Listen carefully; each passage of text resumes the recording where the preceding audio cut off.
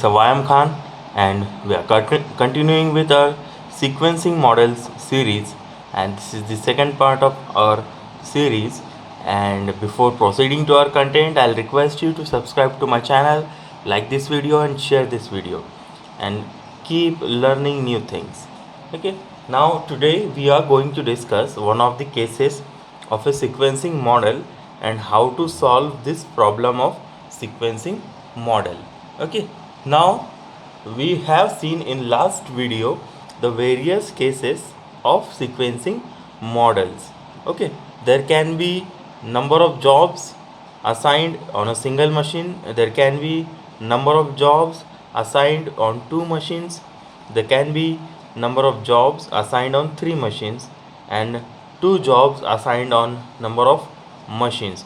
And the last case that we have seen is number of jobs assigned on number of machines, which is the most popular type of problem in sequencing model. But today we are going to study the second type of case of your sequencing models, that is number of jobs and two machines, machine A and machine B. But we are not going to study the first part because it is not included in our syllabus for our university. Okay, that's why we will be studying only n jobs and two machines today, and afterwards we will cover the remaining three types of cases. Okay, now the case 1 that we are going to study, number of jobs processed through two machines A and B. Now in this particular case we want to determine the sequence in which number of jobs should be processed through these two machines so as to minimize the total elapsed time. Now this total elapsed time is nothing but the total time from the start of the first job to the end of the last job, including ideal times of machine A and machine B. This is your elapsed time or total elapsed time. Now we want to reduce this total elapsed time, and this can be reduced by a proper sequence or you can say by arranging number of jobs in optimal sequence for processing हमें यहाँ पर जो number of jobs है उनको क्या करना है, एक ऑप्टिमल ऑर्डर में लगाना है. जैसे 1 2 3 4 ऐसे 4 जॉब्स होंगे तो हमको इनका सीक्वेंस पता करना है. मतलब जॉब नंबर 1 पहला आएगा या जॉब नंबर 4 पहला आएगा, जॉब नंबर 2 पहला आएगा या जॉब नंबर 3 पहला आएगा. ये हमको क्या करना है, सीक्वेंस के अंदर डिसाइड करना है. मतलब पहला जॉब कौन सा जाएगा, दूसरा जॉब कौन सा जाएगा मशीन पर, तीसरा जॉब कौन सा जाएगा मशीन पर, चौथा जॉब कौन सा जाएगा मशीन पर. ये सीक्वेंस हमको क्या करना है, इस केस के अंदर पता करना है. ओके, अब ये केस क्या है, नंबर ऑफ जॉब्स है जो दो मशीन पे से जा रहे हैं. बहुत सारे जॉब्स है जो दो मशीन के ऊपर क्या होने वाले हैं, प्रोसेस होने वाले हैं. और ये सीक्वेंस हमको इस तरीके से रखना है कि जिसके वजह से जो टोटल इलैप्स टाइम है वो क्या हो जाएगा, मिनिमाइज हो जाएगा. ओके, सेकेंड थिंग, अब हमको इसके अंदर कैसा करना है कि how we are going to decide the sequence, optimal sequence. उसके लिए कुछ हमको कंसिडर करना है, कुछ एज्यूम करना है. सो यहाँ पर बोला है only 2 machines A and B are involve. इसके अंदर सिर्फ 2 मशीन इन्वॉल्व है, ए और B. Okay, each job is processed in the order A B. अब जो भी जॉब प्रोसेस होगा, मतलब जॉब नंबर 1 रहो, 2 रहो, 3 रहो, 4 रहो, ये पहले जाएगा मशीन ए के ऊपर और उसके बाद जाएगा मशीन बी के ऊपर. ये हमने ऑर्डर क्या किया है, फिक्स कर लिया है. मतलब कोई भी जॉब रहने दो, जैसे जॉब नंबर 1 है, so it will go first on the machine A and it will go on machine B later on. पहले ए पर जाएगा और फिर बाद में बी पर जाएगा. बट हमको ये ऑर्डर नहीं डिसाइड करना है। हमको कौन सा ऑर्डर डिसाइड करना है कि जॉब कौन से सीक्वेंस में ए बी मशीन पर जाएगा, मशीन ए पर कब जाएगा वो नहीं डिसाइड करना है हमको पहले डिसाइड करना है कि कौन सा पहले जाएगा मशीन ए पर, कौन सा बाद में जाएगा, कौन सा उसके बाद जाएगा और कौन सा आखिरी में जाएगा। ओके, सो जो भी जॉब पहले मशीन ए पर जाएगा वही जॉब मशीन बी पर भी पहले ही जाने वाला है। ओके, चलो ठीक है, आगे देखते हैं। हमारा तीसरा कंडीशन है setup times of machine A and B are independent of sequence in which they are taken up. मतलब यहाँ पर जो सेटअप टाइम में मशीन को जो सेटअप टाइम लगने वाला है ए और बी मशीन को, वो कैसा है, इंडिपेंडेंट है। किसके ऊपर इंडिपेंडेंट है? It is independent of the sequence. जो सीक्वेंस है उसके ऊपर वो इंडिपेंडेंट है। It is not dependent on any sequence. चौथा पॉइंट हमको देखना है द एग्जैक्ट और expected processing times A1 A2 A3 up to so on and B1 B2 B3 up to Bn are known. हमको जो प्रोसेसिंग टाइम है job 1 का, job 2 का, जॉब 3 का मशीन ए पे या मशीन बी पर, ओके, ये हमको पता है। ओके, और ये हमको अगले टेबल में दिया है। वो कुछ इस तरीके से दिया रहता है। This is the table of the case that we are studying. वो कुछ इस तरीके से दिया रहता है, जैसे कि ये जॉब है, ये जॉब का सीरियल नंबर, ये 1 2 3 up to I up to N. उसके बाद उसका जो प्रोसेसिंग टाइम है मशीन ए पर, उसको रिप्रेजेंट करते हैं हम A1 से, सेकेंड वाले का A2 से, थर्ड का A3 से एंड अप टू An। उसी तरीके से job 1 it's processing time is represented by B1, B2 for second job, for third job B3. So these are the processing times of job 1 2 3 and so on up to n on machine A, which is represented by A1 A2 A3 up to An, and on machine B, which is represented by B1 B2 B3 up to Bn. Okay, this is the table, or you can say the table that represents our case 1. Okay, now what is the solution for this case? और ऐसे problem के लिए हमारे पास में क्या solution है? तो ये जो भी सोल्यूशन है ये जॉनसन एंड बेलमैन का प्रोसीजर बोला जाता है। इसको जॉनसन प्रोसीजर या फिर जॉनसन एंड बेलमैन प्रोसीजर इसको बोला जाता है। इसके अंदर हम क्या करते हैं, उसकी स्टेप्स हमको यहाँ पर दिया है। These are the steps of your solution for this type of problem. अगर इस टाइप का प्रॉब्लम आया तो आपको ये प्रोसीजर से क्या करना पड़ेगा, प्रॉब्लम को सॉल्व करना पड़ेगा।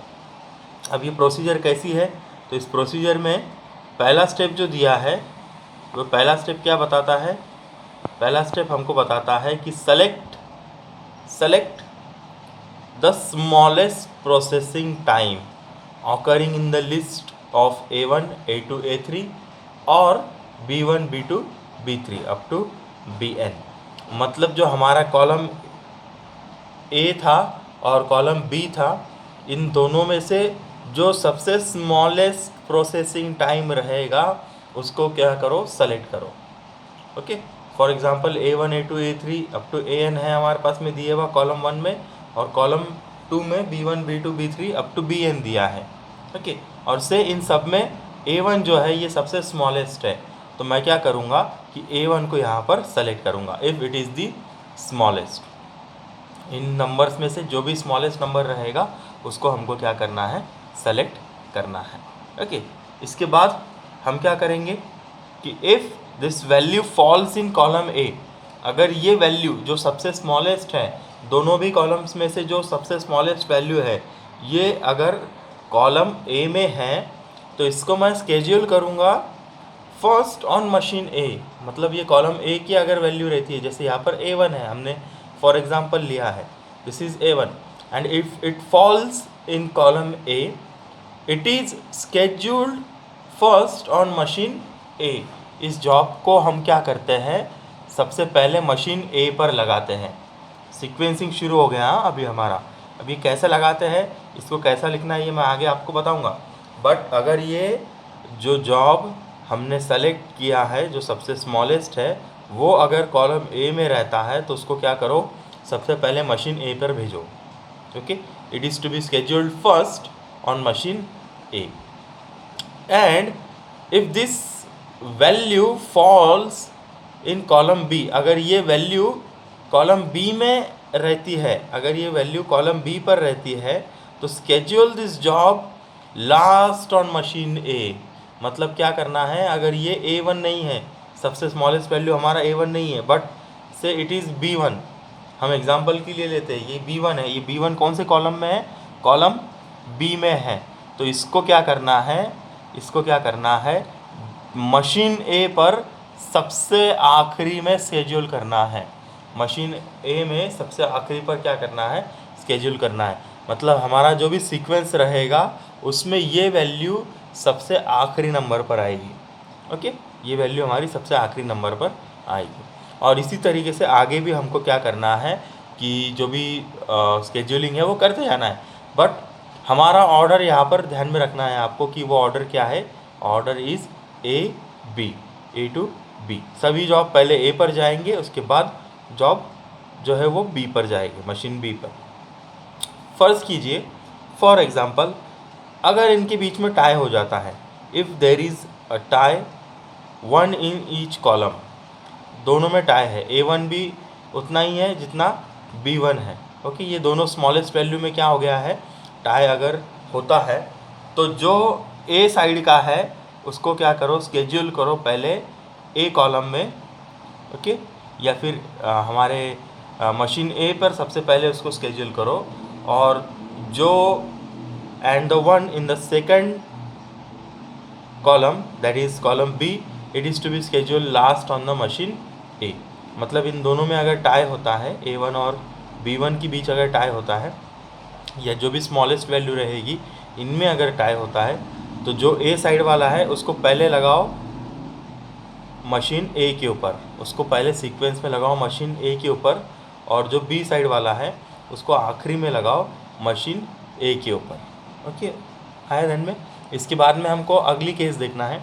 If tie is in the A column, A column में अगर टाई हो जाता है, मतलब ये A1 और A2, ये A1 और A2 क्या हो गया, टाई हो गया. ये दोनों स्मॉलेस्ट वैल्यूज़ है, A1 और A2 भी क्या है यहाँ पर, स्मॉलेस्ट वैल्यू है.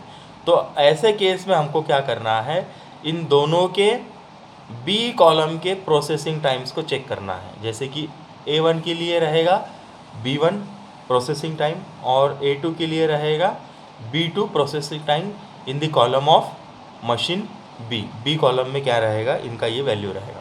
तो दोनों में से जिनका भी प्रोसेसिंग टाइम B1 या B2 छोटा होता है उसको क्या करो, पहले लगाओ मशीन ए के ऊपर, उसको क्या करो, पहले लगाओ मशीन ए के ऊपर. Okay, with lowest entry in column B.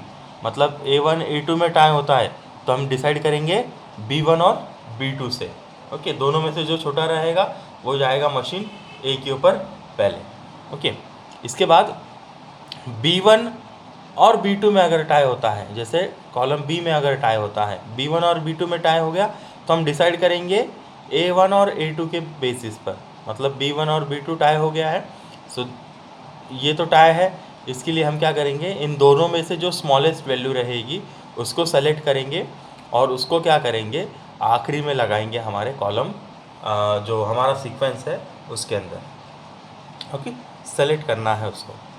और ऐसा करते वक्त जैसे जैसे आप एक एक जॉब कंप्लीट करते जाएंगे, मतलब सीक्वेंस में लगाते जाएंगे.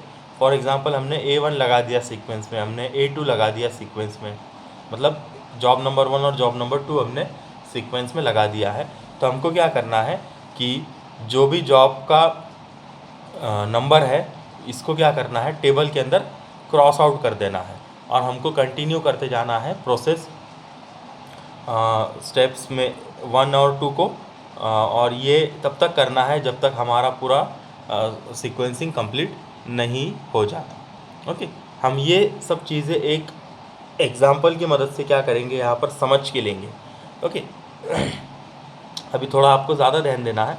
सो यहाँ पर हमको दिया है, it is given to us that a machine operator has to perform 2 operations. एक मशीन ऑपरेटर है जिसको 2 ऑपरेशंस करने हैं. कौन सा है वो दो ऑपरेशन, टर्निंग है और थ्रेडिंग है। Okay, on A number of different jobs, number of different job, 6 job दिए हैं, इन 6 जॉब के ऊपर क्या करना है, टर्निंग करना है और थ्रेडिंग करना है। ओके, अब ये हमारा जो मशीन का ऑर्डर है वो डिसाइडेड है। मशीन का ऑर्डर क्या है हमारा, ए बी, मतलब यहाँ पर टर्निंग रहेगा हमारा मशीन ए और थ्रेडिंग रहेगा हमारा मशीन बी। सो कोई भी जॉब पहले टर्निंग के लिए जाएगा और उसके बाद में कहाँ जाएगा, वो थ्रेडिंग के लिए जाएगा। Okay, the time required to perform this operation in minutes for each job is known, ये टाइम हमको यहाँ दिया है। टर्निंग के लिए इतना समय लगेगा हर एक जॉब को और थ्रेडिंग के लिए इतना समय लगेगा हर एक जॉब को। ओके, रिस्पेक्टिव जॉब्स के हिसाब से उनके टाइमिंग्स दिए हैं। For example job number 1 will consume 3 minutes for turning on machine A, or you can say on turning machine, and it will consume 8 minutes for threading operation or on machine B. Okay, determine the order in which the jobs should be processed in order to minimize the total time required to turn out all the jobs। मतलब हमको यहाँ पर total elapsed time क्या करना है, find out करना है by finding the order, okay, by finding the order which is optimal। जो ऑप्टिमल ऑर्डर है या जो ऑप्टिमल सीक्वेंस है वो हमको क्या करना है, पहले फाइंड आउट करना है। Then we will find out the total elapsed time and find the total processing time and idle times for turning and threading operation.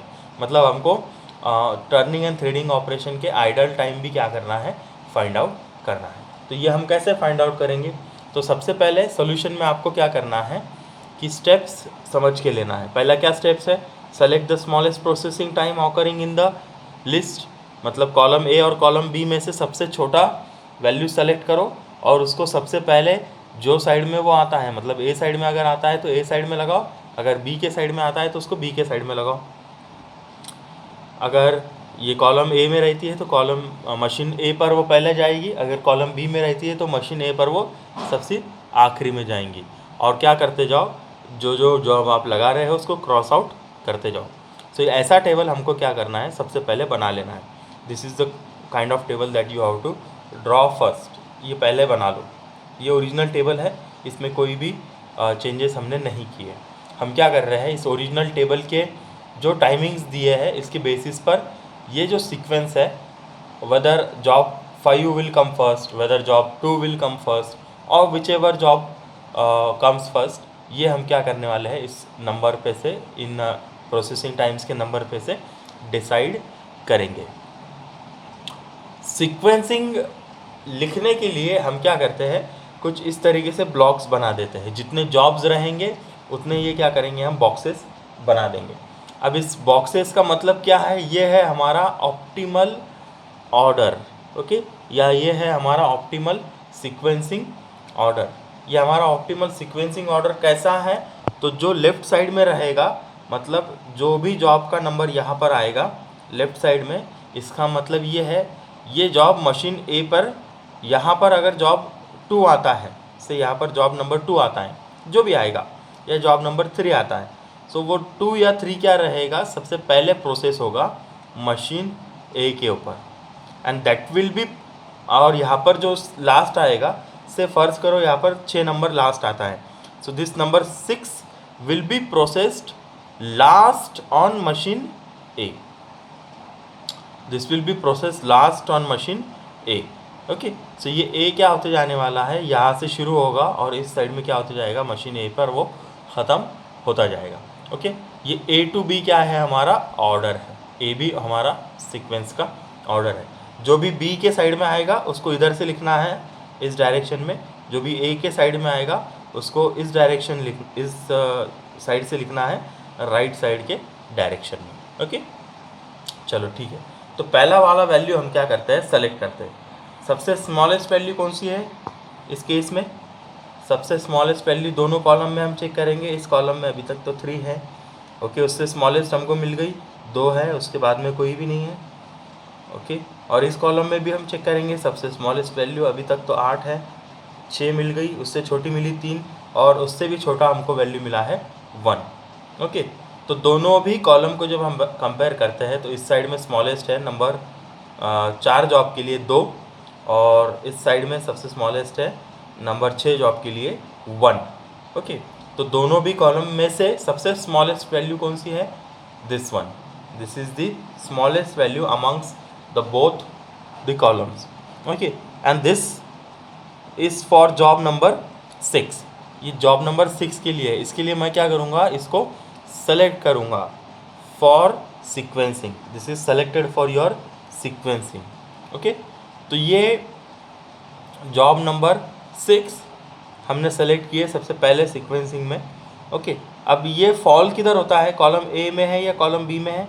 The smallest value is in column B, so that's why if the value falls in column B, schedule this job last on machine A।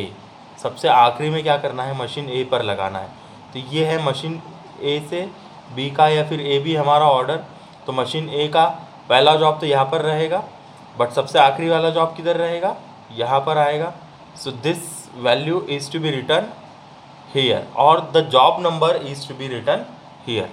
Okay, this job number 6 will be processed last on machine A.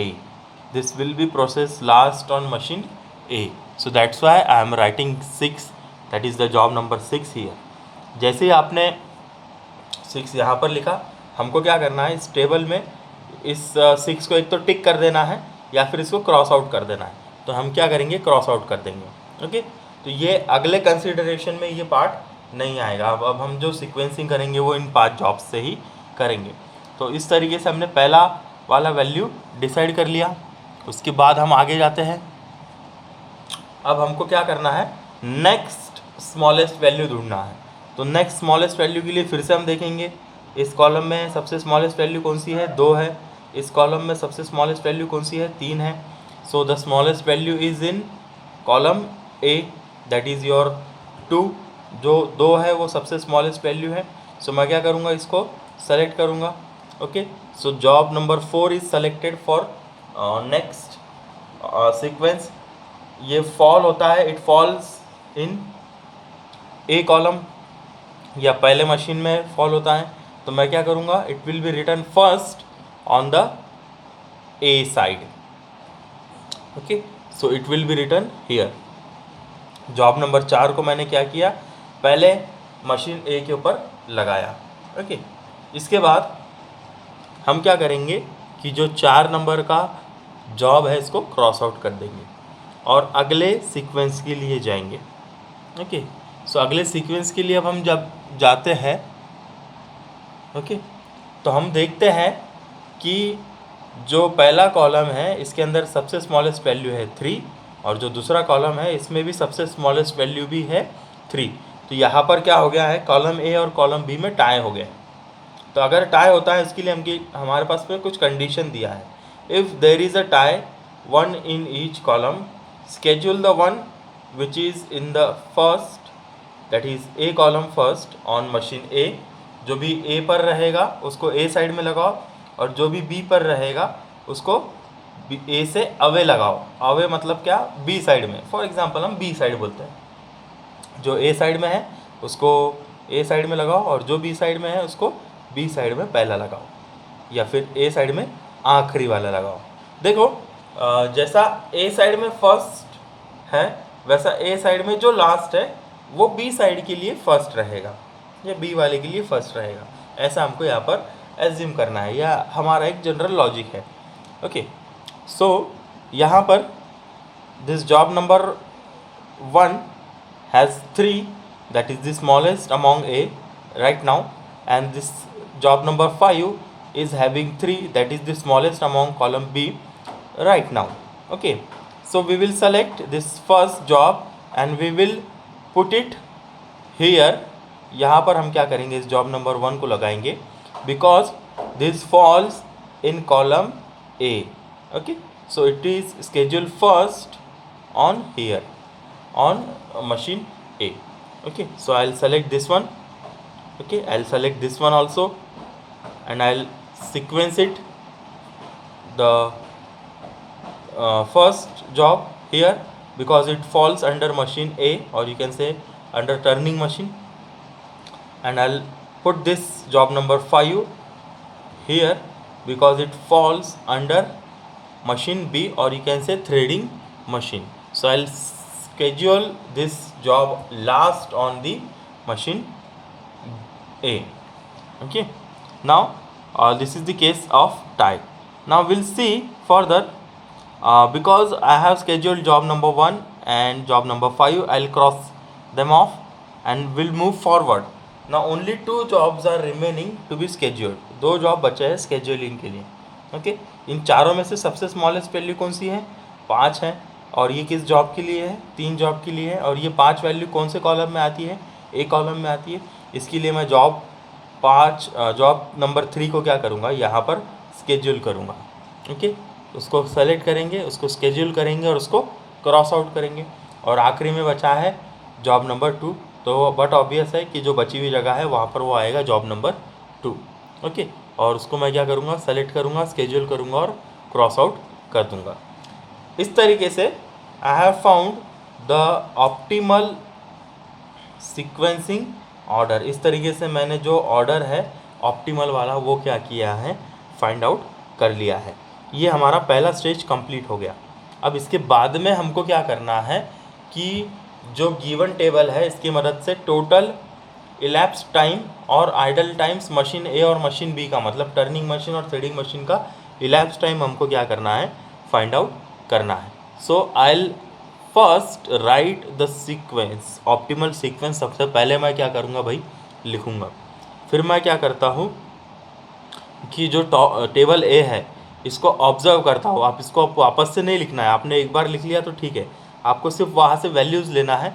तो ये हमको values लेना है, इसके लिए हम क्या कर रहे हैं, यहाँ पर ये टेबल निकाल रहे हैं. Okay, otherwise it is not to be drawn again here.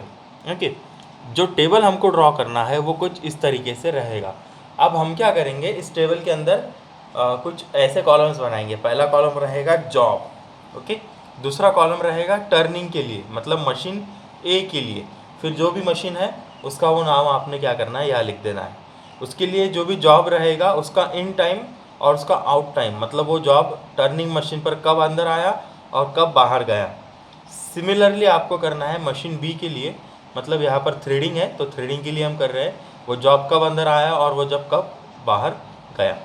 अब हमको जो जॉब का कॉलम है इसके अंदर जॉब का जो नंबर है वो हमारे ऑप्टिमल सीक्वेंसिंग ऑर्डर या जो हमारा ऑप्टिमल सीक्वेंस है उस तरीके से लिखना है. जैसे यहाँ पर 4 1 3 2 5 6 है, so it is to be written like this 4 1 3 2 5 6. ये रहेगा हमारा सीक्वेंस. ओके, अब जॉब 4 के लिए हमको क्या कंप्यूट करना है, इन टाइम और out time. Since job 4 is first job on machine A, ये मशीन ए पे सबसे पहला जॉब है. ओके, ये मशीन ए पे सबसे पहला जॉब है. तो ये शुरू कहाँ से होगा, 0 टाइम से शुरू होगा. It will start from 0 time. The in time will be 0 minutes for this job first, और you can say job number 4.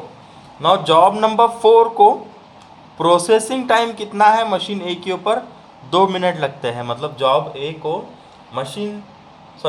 4 को मशीन ए के ऊपर 2 मिनट लगते हैं. कितने, 2 मिनट.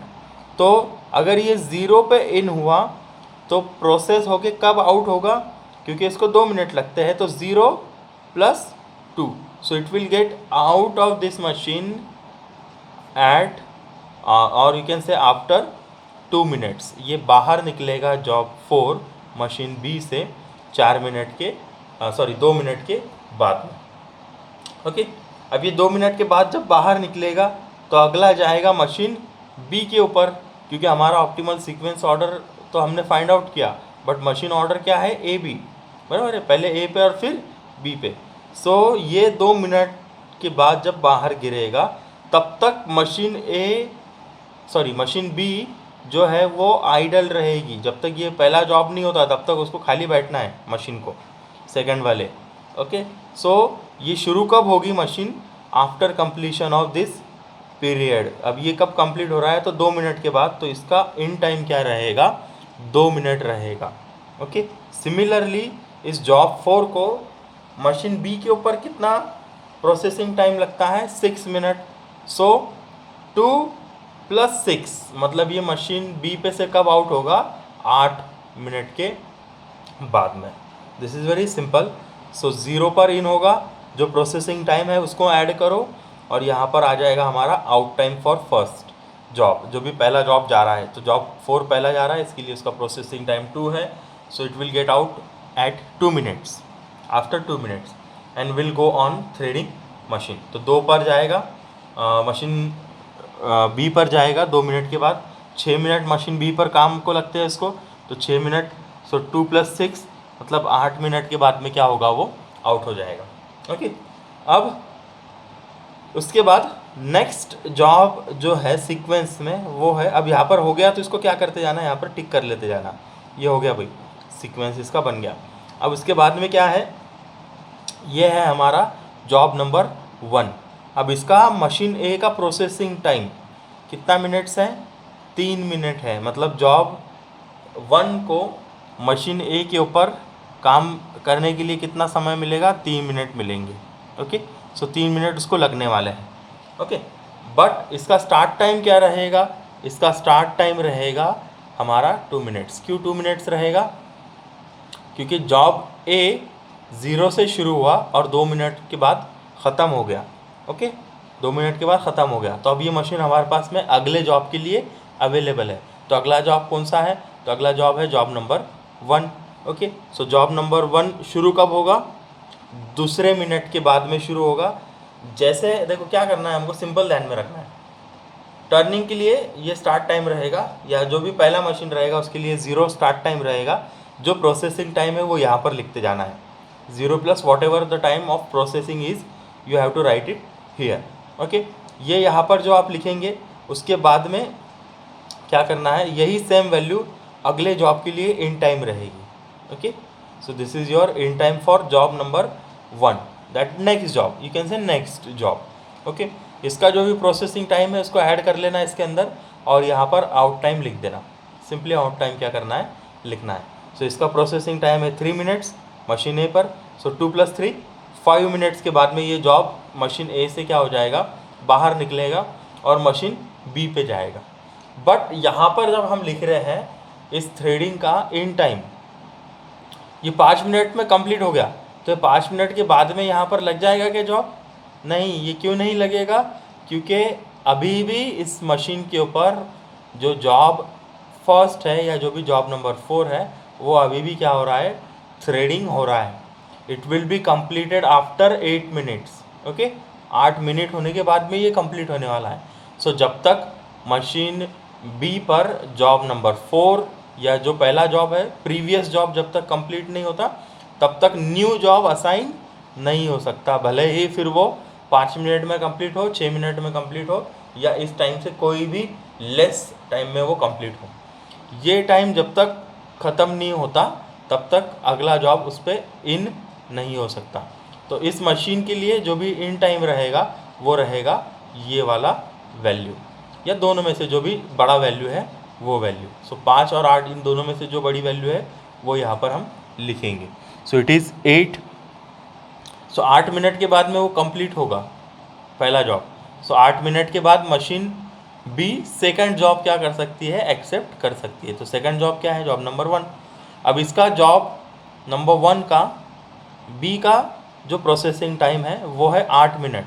तो मैं क्या करता हूँ, 8 + 8 मतलब ये जॉब को मशीन बी के ऊपर कितना समय लगेगा, टोटल 8 मिनट लगेंगे, बट 8वें मिनट से शुरू होकर वो 16वें मिनट पर ख़त्म होगा। सो 8 + 8 16। ओके।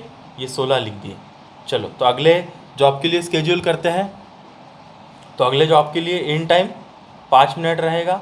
कौन सा है अगला जॉब, 3 नंबर का जॉब है। तो 3 नंबर के जॉब को मशीन ए पर कितना समय लगता है, 5 मिनट। तो 5 + 5 10। अब इन दोनों में से जो बड़ी वैल्यू है, ये 10 है और ये 2 16 है, वो यहाँ पर लिखो। मतलब ये 16वें मिनट पर ये वाला जॉब क्या होगा, मशीन बी के ऊपर इन होगा। Job number 3 will in at 16 minute, 16वें मिनट के बाद में होगा। अब इसको मशीन बी के ऊपर कितना समय लगता है, 9 मिनट लगते हैं। तो 16 + 9 25 मिनट के बाद में ये तीसरा जॉब मशीन बी से कंप्लीट होकर निकलेगा। तब तक जो है वो अगला जॉब शुरू हो जाएगा मशीन ए पर। तो अगला जॉब कब शुरू होगा मशीन ए पर? 10वें मिनट पे। अगला जॉब कौन सा है? 2 नंबर का जॉब है, उसका प्रोसेसिंग टाइम कितना है? 12 मिनट है। सो 10 + 12 22 मिनट लगेंगे उसको आउट होने के लिए। ओके, मशीन ए से सेकंड नंबर के जॉब को 22वें मिनट पे वो बाहर गिरेगा जॉब। अब ये दोनों में जो बड़ा है वो वैल्यू यहाँ पर लिखना है। तो 22 और 25 में 25 वैल्यू बड़ी है तो वो हम यहाँ पर लिख देते हैं इन टाइम फॉर थ्रेडिंग, क्योंकि तब तक जॉब जो पहला जॉब है previous job is processing till 25 minutes. So 25 minutes के बाद में नेक्स्ट वाला जॉब इन हो सकता है। ओके, सो 25 मिनट्स पे next job that is job number 2 will in threading machine. Now the processing time for it is 10 minutes. So 25 + 10 35 minutes. So next job is job number 5. Next job is job number 5. So it will get in machine A at 22 minutes. 22 minutes पे इन होगा और उसका processing time कितना है? Job number 5 का 9 है processing time machine A के लिए। सो 22 + 9 दैट इज़ योर 31। सो 31 पर वो बाहर आ जाएगा। बट 31 और 35 को जब मैं कंपेयर करता हूँ तो 35 is greater, so I right 35। Okay, ये 35 क्यों लिखना है यहाँ पर? सो ये समझ के लो कि ये 31 मिनट्स पे भले ही आउट हो जाएगा बट तब तक प्रीवियस जॉब मशीन बी का आउट नहीं हुआ है। ये 35 मिनट्स पर प्रीवियस जॉब आउट होगा। सो प्रीवियस जॉब जब आउट होगा तभी न्यू जॉब क्या होगा उस मशीन के ऊपर असाइन हो सकता है। So that's why I have written this larger value amongst this to.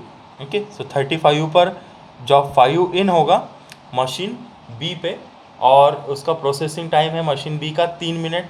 तो ये 35 + 3 38 मिनट्स उसको मशीन बी के ऊपर लगेंगे। और अगला जॉब जो है वो है जॉब नंबर 6 जो 31 या 31 मिनट्स पर इन होगा मशीन ए पे।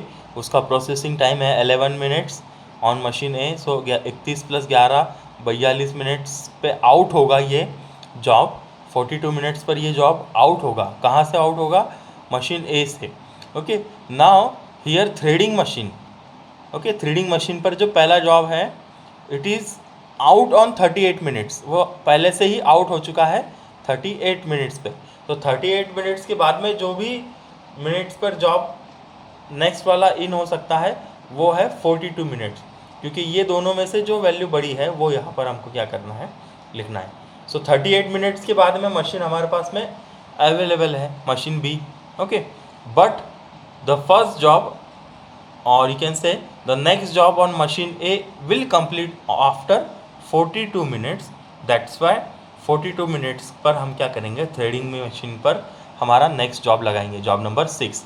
और उसका जो प्रोसेसिंग टाइम है वो है 1 मिनट्स ऑन बी। सो 42 + 43।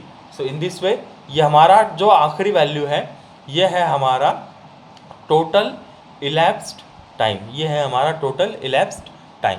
और हम टोटल इलैप्स टाइम क्या करते हैं उसके बाद में नीचे लिख देते हैं मिनिमम इलैप्स टाइम टी हमको मिल रहा है 43 मिनट्स। ओके, अब आइडल टाइम निकालेंगे। आइडल टाइम निकालेंगे पहले तो थ्रेडिंग मशीन के लिए। सो थ्रेडिंग मशीन कब कब आइडल थी? ओके, कब उसके ऊपर जॉब असाइन नहीं था? तो ये हमको कहाँ से मिलता है? तो ये हमको पहला तो मिलता है देखो यहाँ से। ओके, जॉब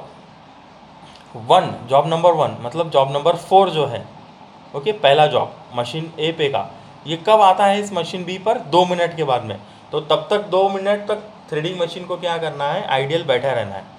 तब तक उस थ्रेडिंग मशीन को क्या करना है, आइडल बैठा रहना है। ओके, सिमिलरली हम क्या करते हैं, अगला जो आइडल टाइम निकालते हैं इस मशीन का तो वो इस तरीके से निकालते हैं।